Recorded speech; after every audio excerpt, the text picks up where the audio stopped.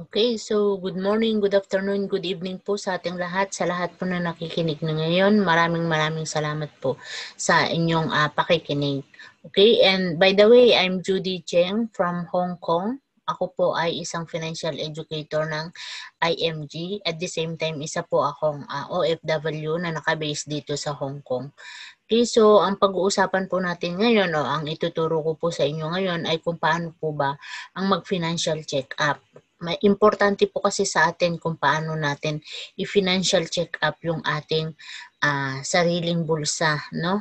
Kasi kaya po hindi tayo nakakaipon dahil nga po sa hindi natin namo-monitor yung mga pera natin, yung mga kinikita nating pera. So, importante po na maging aware po tayo at ma-financial check-up po natin yung ating mga bulsa, no? So, dito po nakikita nyo yung libro, yung ating libro po na ito. Ito po yung pinaka key natin. Ito po yung pinaka susi para ma-upgrade po natin yung ating financial security. Okay, so may campaign po ang IMG International Marketing Group. Ang campaign po namin ay 30 million by 2030 ay mabuo na natin o yung campaign natin na yan ay ma-field natin. At congratulations kung nakikinig ka ngayon, isa ka na po doon sa ating campaign sa 30 million na yan. Okay? Yan.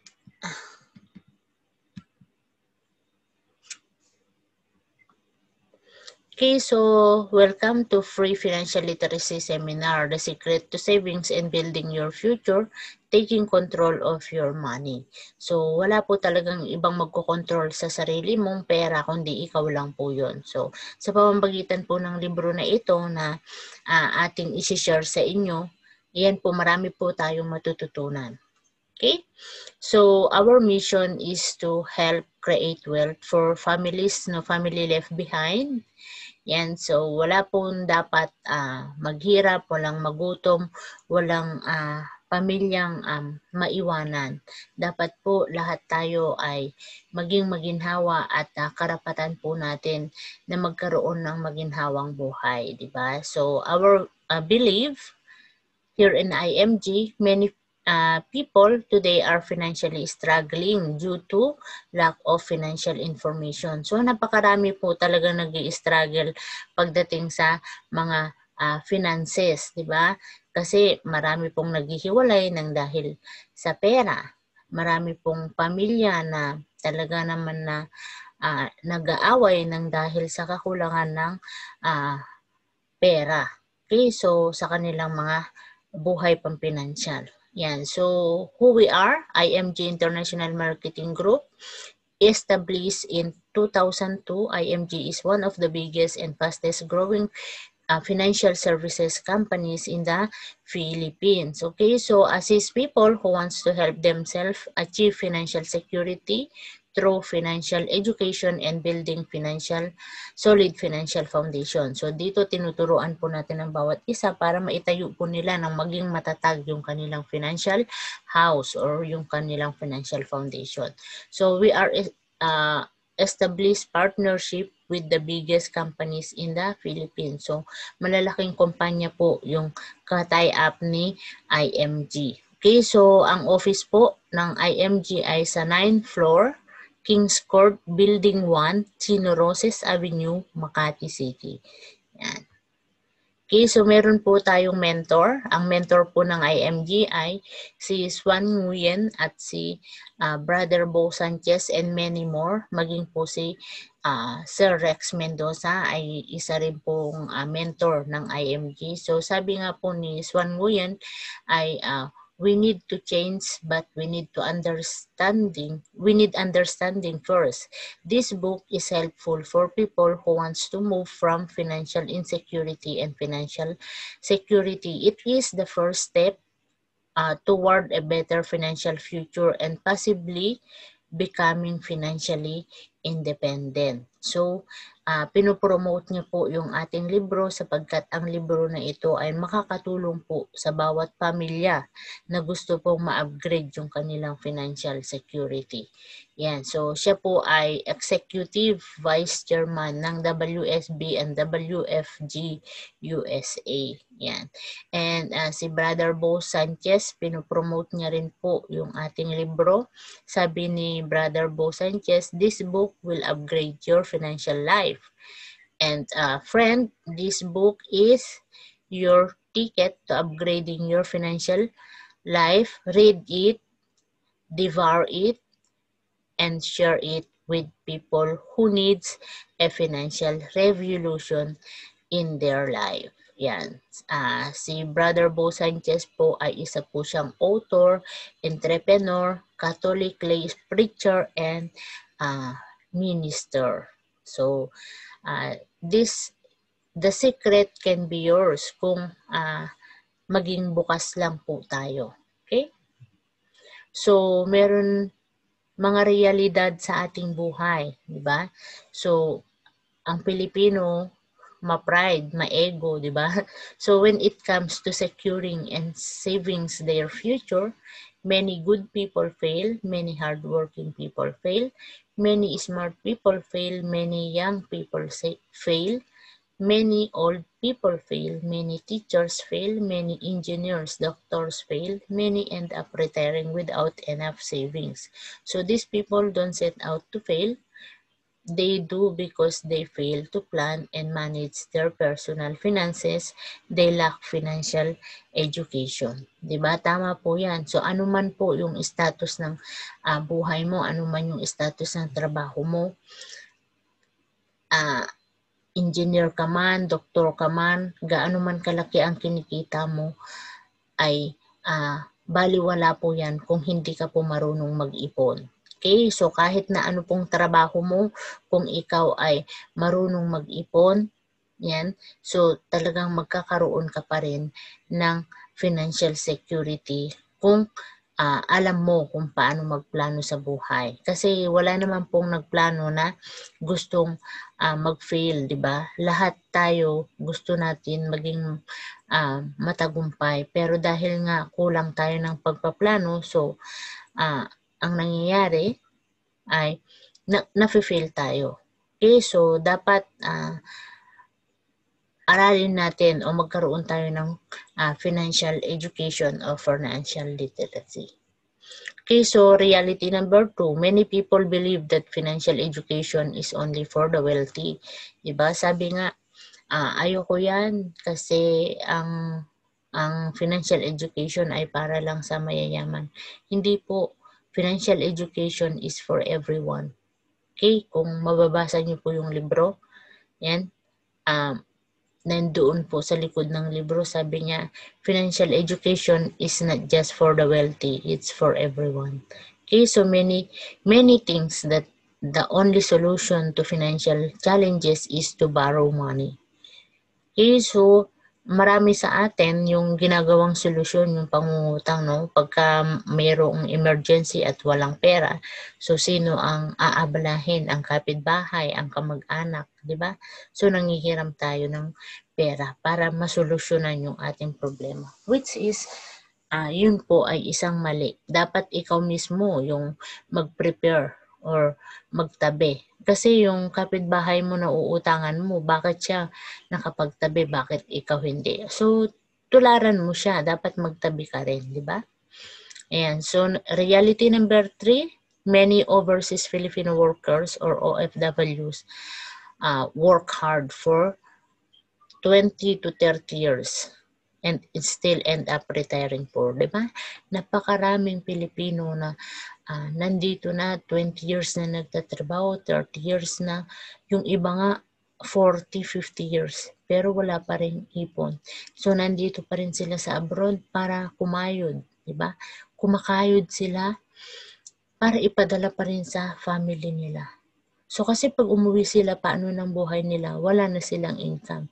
At the same time, magiging pabigat pa sila doon sa kanilang family, sa mga anak nila. So, nakakalungkot, di ba?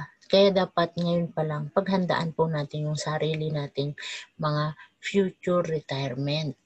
Okay, so ngayon, 'di ba sabi ko kanina, importante ang financial check-up. Ngayon tuturuan ko po kayo kung paano po ang mag-financial check-up.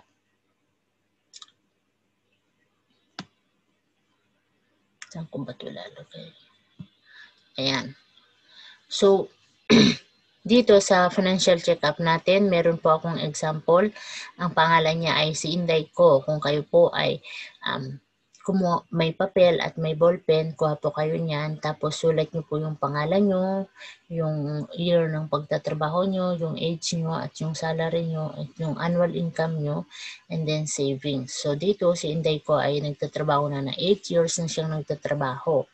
And 40 years old na siya at ang sinasahod niya ay 27,000 a month. So ang kabuuan ng isang taon na kanyang sinasahod ay 324,000. So ang target goal niya sa pagre-retiro ay 60 years old. So ganun din po kayo, mag-target po kayo kung kailan niyo po gusto mag-retire. At dahil 40 years old na siya, and 60 yung pagre-retire niya, so may natitira pa siyang 20 years para makapag-ipon.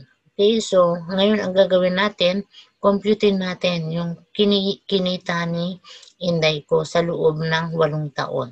Okay, 27,000 times 12 sa isang taon, di ba? So, is equals to 324,000. So, 324,000 times 8 kasi 8 taon na siyang nagtrabaho. So, ang dumaan sa palad ni Inday ko ay 2,592,000. So, ganun din po ang pag-compute nyo. Okay, so, ngayon, gagawa kayo ng column na 3.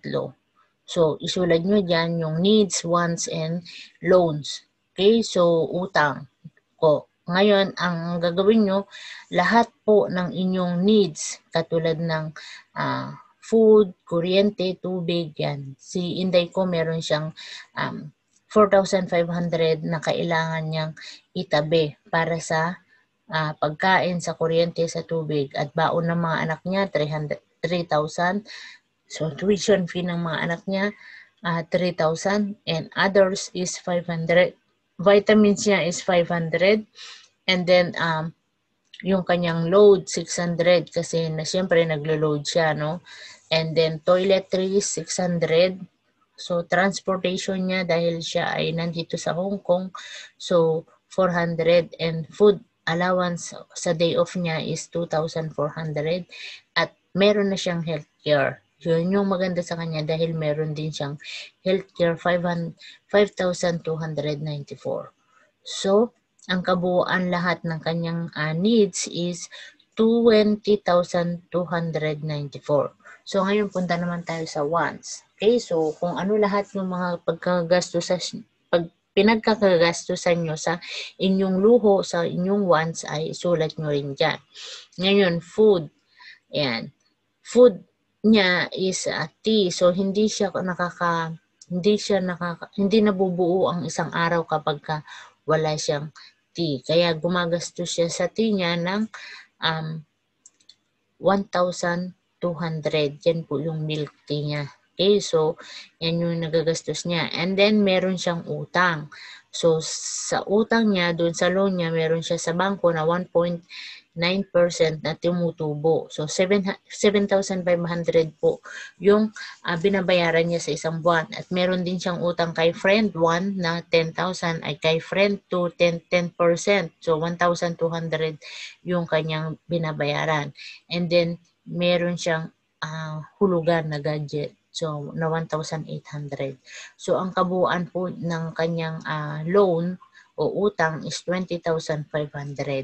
At ipagsamahin na po natin ito, compute na natin. So, 20,294 plus 1,2 na kanyang wants and 20,500 na kanyang loans. So, umabot po ng 41,994. So, magkano lang ang sinasahod ni Inday ko? 27,000, 'di ba? So, ibig sabihin deficit siya ng 14,994.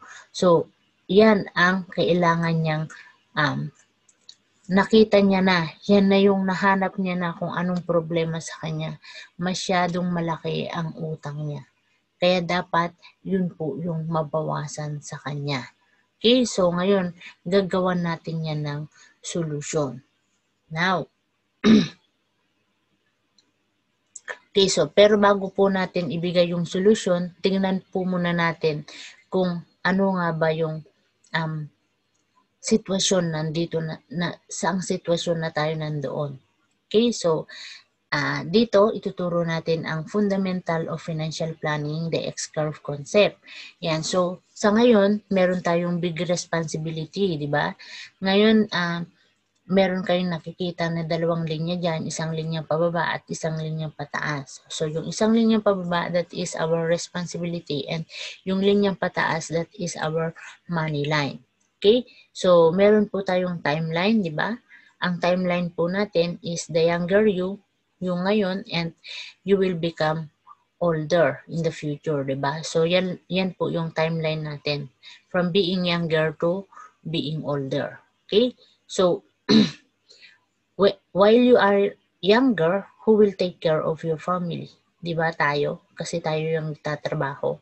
So habang nagtatrabaho ka, you're the one who taking care of your family. But when you get older, who will take care of you? Nobody, di ba? Kasi yung mga anak mo, magpapamilya din yan. At ikaw, paano ka na kung wala kang uumpisan ngayon? Tama? Kaya dapat mabalance mo rin ito. Okay?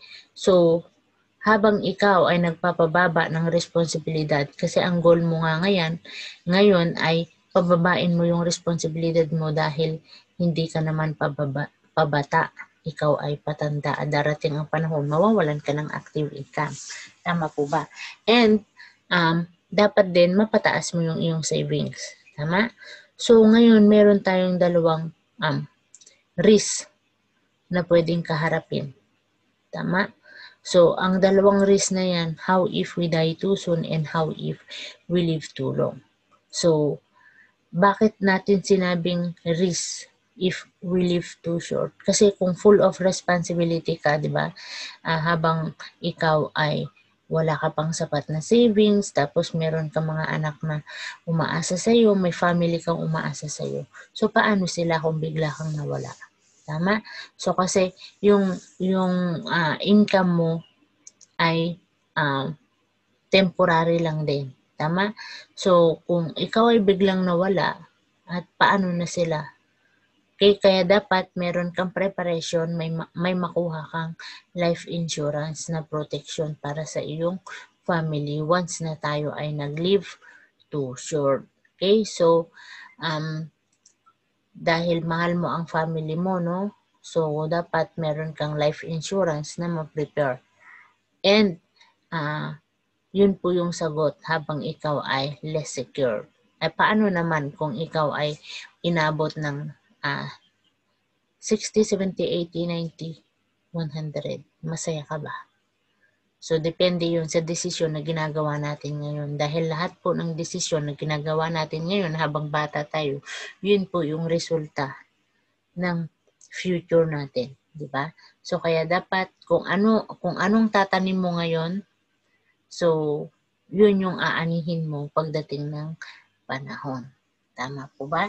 Ayan. So, kaya dapat meron kang preparasyon na long-term care and at the same time, investment. Okay? So, investment and long-term care. Kasi nga, dyan na tayo tatamaan ng mga sakit-sakit. Diba? So, at the same time, wala na tayong trabaho kasi pag matanda ka na, may trabaho ka pa ba? Diba? Wala na rin tatanggap sa'yo. So, expectedly, dapat meron kang ma-prepare na investment at the same time, long-term care. Okay? So, I hope na naintindihan.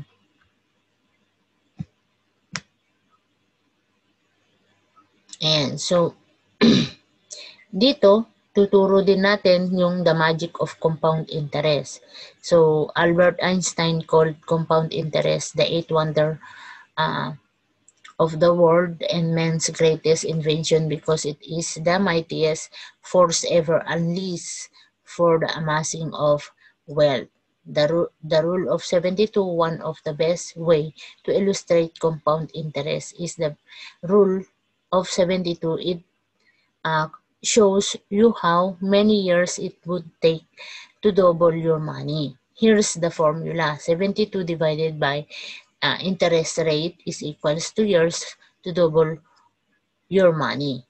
For example, the interest rate is 4%, it would take 18 years to double your money. Diba? So, si Albert Einstein po ang naka-discover nito at lahat po ng mga financial industry sa buong mundo, ito po yung formula na ginagamit. Okay?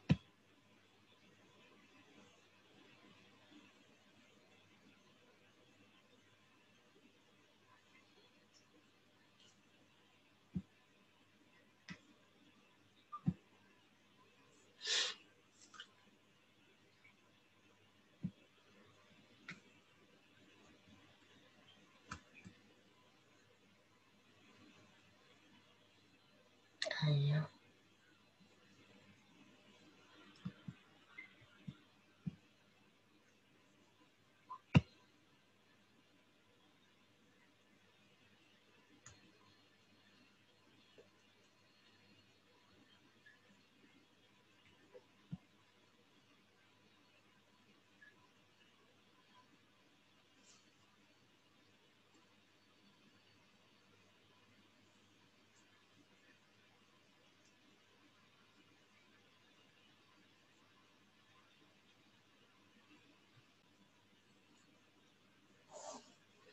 Ayan, so you should consider healthcare and protection as a priority. So dito po sa IMG, tuturuan din po namin kayo kung paano nyo po i-build ng tama yung inyong financial house, di ba? So like building a house, build it from the ground up. Dapat ang ating solid financial foundation, magkaroon tayo ng solid financial foundation. Okay, so dapat matatag ito, hindi ito basta-basta gumuho. Dahil napakarami po yung na-witness ko na dati silang mayaman, pero dahil nga nagkasakit lang sila, paglabas nila ng hospital, naghirap na sila. Bakit? Kasi lahat po ng investment, lahat ng savings nila napunta sa sakit nila dahil walang proper protection. So, kaya importante po yung proper protection, no? So, paano? Dapat, sabi nga, like building a house, build it from the ground up. Dapat yung ating solid financial foundation ay ganun din. Dapat solid siya, hindi siya basta-basta gumuho. Kaya dapat bilang tayo ay breadwinner sa family, bilang tayo ay isang responsableng tao, dapat mahalin natin ang ating sarili. Dapat magkaroon tayo ng health protection and life protection para sa ating family. Right? So, kapag meron na yan, yan po yung pinaka-foundation natin dahil tayo po yung breadwinner, taga-suporta sa ating family. Kasi isang sakit lang or anuman ang dumapo sa atin, lahat po ay magiging apektado, di po ba? Kaya dapat tayo po mismo yung gagawa ng, kukuha tayo ng isang health protection. And then kapag nagawa na natin yan, isunod na natin yung ating utang, debt management. Dapat mabawas o mawala yung utang dahil hanggat may utang ka, wala kang peace of mind. Tama? So, kapag wala kang peace of mind, baka ikaw ay matigok ng mas maaga, di ba? So, yun. Kaya dapat yung mga utang na yan dapat mabayaran natin kaagad. So, sa anong paraan? Dapat classify your needs and wants. Importante yun. Dapat alam mo kung ano lang yung mga importante, yun lang muna ang bibilin mo. Yung mga hindi naman importante na nakakapag-antay ay wag muna. Okay? So, iwas luho para iwas luha. Okay? So, and then kapag naman natapos na yan, utang na yan, isunod po natin yung ating emergency fund. Kasi sa atin, sa Pilipinas, napakaraming emergency pero walang fund, diba? Katulad na lang ngayon yung nangyayari sa pandemic. Ngayon nangyayari sa pandemic, ang daming tao ang nawalan ng trabaho, ang daming tao ang nagugutom, ang daming tao yung umiiyak sa kalye, yung umiiyak sa gobyerno para lang manghingi ng ayuda. Pero kung tayo po mismo ay naka-prepare ng ating emergency fund, tayo ay hindi na magmamakaawa pa. Diba? So, dapat magkaroon talaga tayo ng at least 3 to 6 months of emergency fund na nakalagay lang yan sa bangko para hindi tayo maging kawawa pagdating ng mga emergencies. Okay, so and last one is the investment. Kung nakita nyo, nahuli yung investment, di ba? Kasi it's useless na meron kang investment, meron kang mga pera sa bangko, kung wala kang proper protection, lahat po yan ay guguho, babagsak ka po. At kung ikaw ay nagkasakit, lahat ng pera mo napunta sa sakit mo dahil syempre hindi ka naman dadalhin sa morgue, dadalhin ka muna kay St. Luke's, di ba? So, pagka wala kang protection, maaring lahat ng pera mo mapunta sa sakit. Kaya dapat, unahin mo yung proper protection para hindi mo na rin mabawasan yung investment at the same time yung savings mo sa bangko. Okay, so why? Even if you save a few hundreds pesos a month but have no healthcare and life insurance, it will not take you far. When you get sick, disabled, or die, suddenly your savings won't last very long. Diba? So, tama yun. Okay, so pag wala ka talagang preparasyon para sa pagkakasakit o anuman ang mangyari sa atin, so wala talaga, hindi magtatagal yung ating mga pera, yung ating mga investment. Okay, so dapat importante. Yan. So getting long-term healthcare and life insurance are the best investment. Best investment po sila. Alam mo, mga mayayaman, ang healthcare at insurance po para sa kanila ay isang investment. Pero sa ating mga mahihirap, ang life insurance and investment or healthcare ay expenses para sa atin. So, actually, hindi po siya expenses. Kumbaga, po siya, savings po natin siya na nakakapag-save ng buhay pagdating ng panahon na kailanganin natin siya. Diba? So, yan. Yan. So, rule of 72.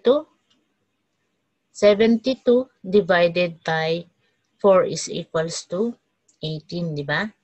Yan. Ito po yung paano mag-compound yung ating mga pera. Okay?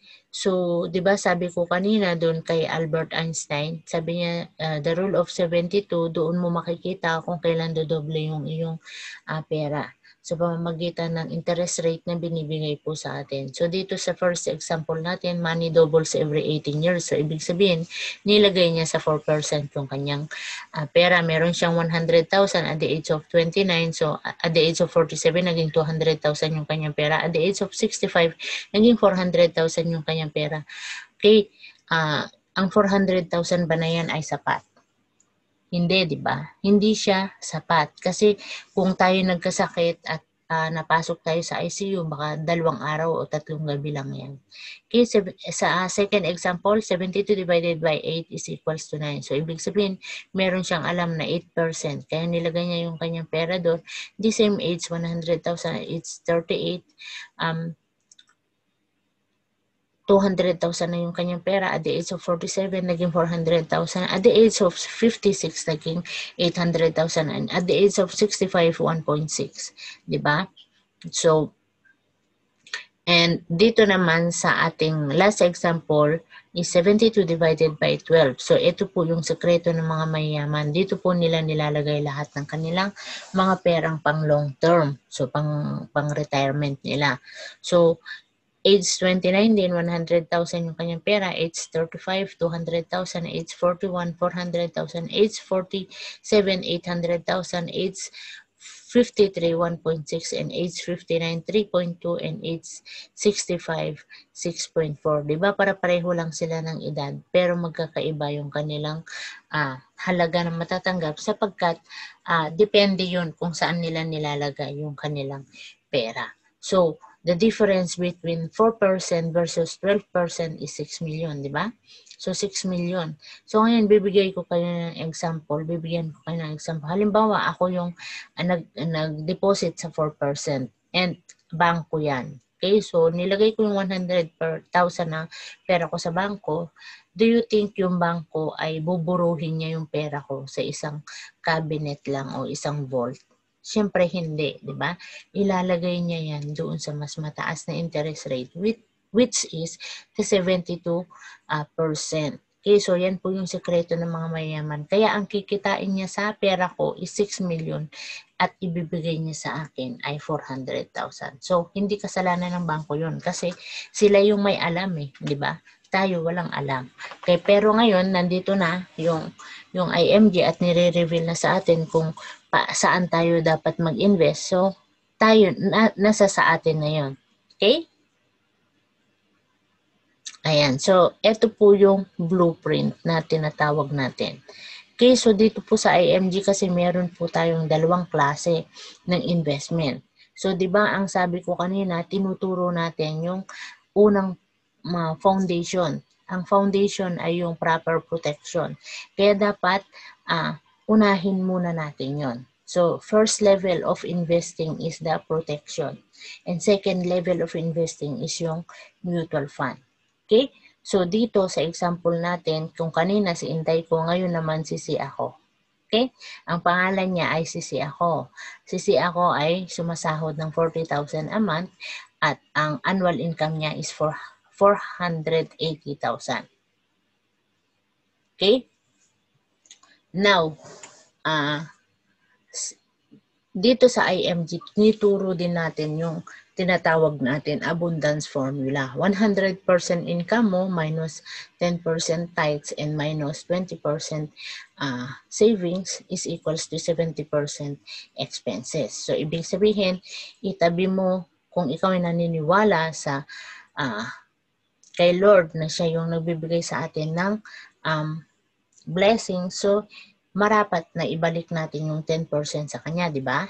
Kasi 100% yung sweldo natin. So, 10% doon, babalik natin. Pero syempre, optional. Depende yun sa'yo. Okay, so, and then 20% minus 20% na savings or bayad mo sa sarili mo. Okay? So, tapos yung 70% na natitira is yun po yung lifestyle or expenses natin. Okay? So, naintindihan? Now, ngayon, dahil sinasabi natin na 20% ay kukunin natin doon sa ating income, di ba? So, itatabi natin buwan-buwan yun. So, 40,000, sa 40,000, ang 20% niya is 8,000 pesos monthly. Okay? So, ngayon, dahil ito po yung pinaka-blueprint, ito po yung pinaka-plano na, dahil nakita na natin kung ano yung problema, ano yung kakukulang sa atin. So, ngayon, itong financial blueprint na ito na po yung pinaka-plano natin na kumbaga pupunta na tayo sa action and execution. Okay? So, di ba sabi ko kanina, first level of investing. So, first level of investing is Kaiser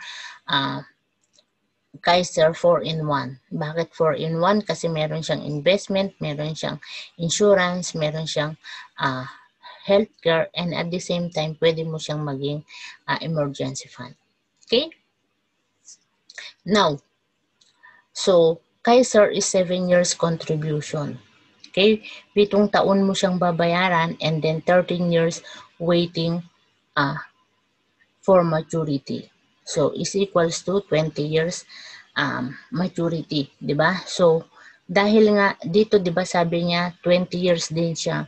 Meron siyang 20 years na aantay para sa kanyang pagre-retiro kasi 40 years old siya kanina and then 60 years old yung gusto niyang pagre-retire, 'di ba? Pero dito dito ang edad niya is 40 years old, 35 years old, 35 years old siya and 55 years old siya magre-retire. So, 20 years waiting din siya or 20 years siya yung preparation niya para sa kanyang pagre-retiro. Okay? Ngayon, kumuha siya ng plan K-Plan 100. So, ang halaga ng monthly na binabayaran niya sa K100 niya is 5,882. So, ngayon dito sa 20% na tinabi niya, di ba, 8,000, kukunin niya ngayon yung 5,882. So, i-minus natin yan. So, may natitira pang 2,180. Okay? Now, sa 2,180 na yan, so yan yung ilalagay niya sa second level of investing. So, yung first level of investing niya is yung Kaiser dahil complete financial solution na siya. Okay? Naintindihan po? So, ngayon punta naman tayo, magkano ba ang dapat niyang preparasyon, okay, sa family niya, just in case mag-live too short siya, di ba? So, dito kasi ang tamang computation natin is dapat meron kang preparasyon na at least 10 years na income mo. Kaya, ang dapat meron siya is 4.8 million yung dapat niyang ma-prepare para maprotektahan yung family niya just in case mag-live too short siya. Okay? Saan nakuha yung 4.8 million? Dito po yan sa kanyang income. Okay? Dito po yan sa kanyang income. Okay? Now, yung income niya, 480,000 times 10 is 4.8. Yan po yung replacement income niya na kung mag-pass away siya, mag-live too short siya, so protected pa rin yung family niya. Yun po yung ibig sabihin. Dapat meron siyang life insurance na ganito ang halaga. Okay? So ngayon naman, kapag ikaw, di ba, sabi natin, kapag tayo ay magre-retire, nag-live too long tayo, di ba? Magli-live too long tayo. So, time is 2 dito sa preparation mo sa iyong family. Kasi live too long ka eh. Di ba? So, time is 2. So, 20 years of your income, annual income. Kaya, dito, ang target goal niya is 9.6 million. Right? Now, yan po yung target goal ni si Ako na dapat niyang mabuo within 20 years. Okay? Sa kanyang pagre-retire. Now, punta po tayo dito. Assuming tapos na siya magbayad ng Kaiser niya na 7 years. Tama? So, tapos na siya magbayad ng Kaiser niya na 7 years. Yan.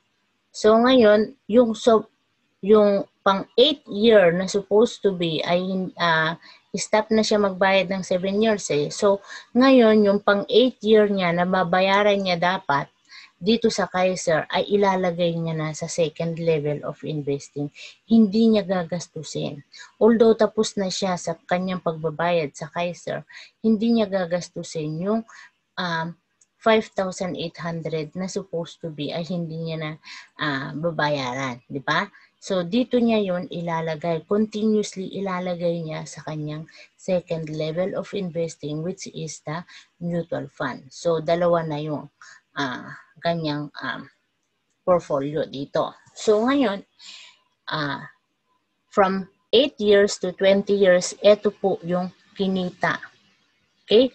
So, ito po yung kinita ng from 13 in 13 years, ito po yung kinita, 2,215,815. So, dito naman po sa K100 niya, na kinuha niya, in 20 years, 1,166,168. Okay? So, di ba kanina yung sobra dito sa 8,000 niya na itinatabi sa 20% ng income niya. Di ba? So, yung 2,180 niya, kumita in 20 years ng 2,051,039. Okay, so, i-add natin yan. I-add natin yan. So, ang kabuuan niya, 5,397,022. So, dahil nakalagay ito sa 12%. Okay, so yan po yung rate of interest, yung 12%.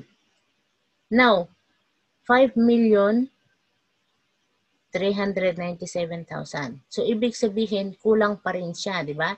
Kasi 9.6 yung kailangan niyang buuin na kanyang target goal sa kanyang pagre-retire. So, dahil 5.3 lang yung kanyang nabuo doon sa kanyang first level of investing and second level of investing. Ngayon, meron pa siyang kulang na 4.3 million.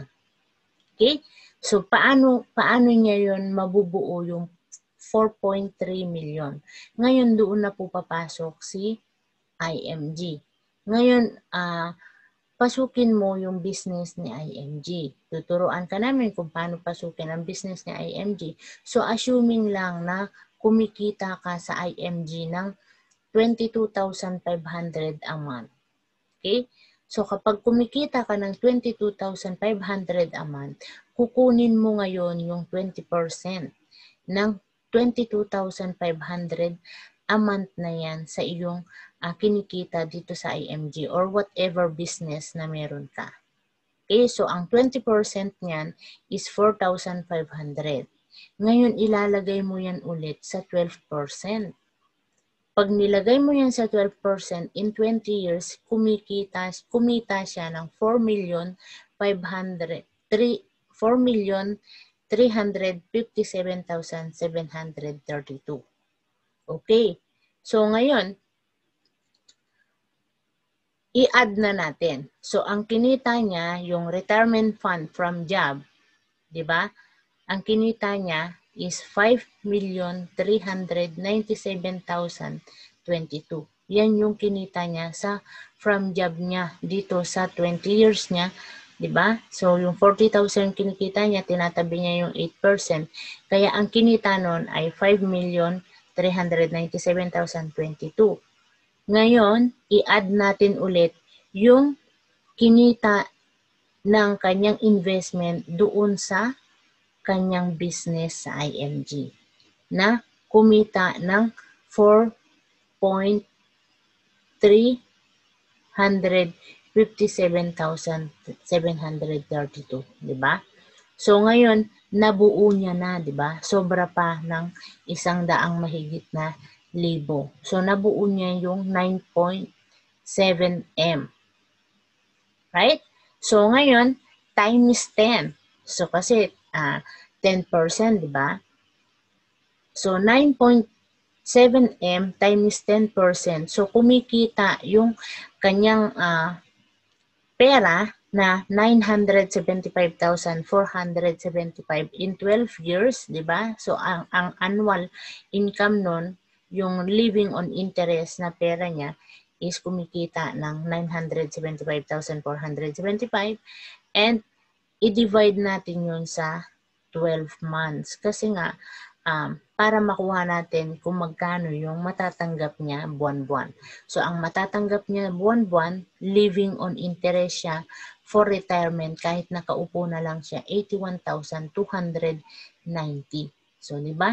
Napakaganda. At the age of 55, ito yung tinatanggap niya. Wala na siyang trabaho, nakaupo na lang siya dahil po yan doon sa preparation niya na ito.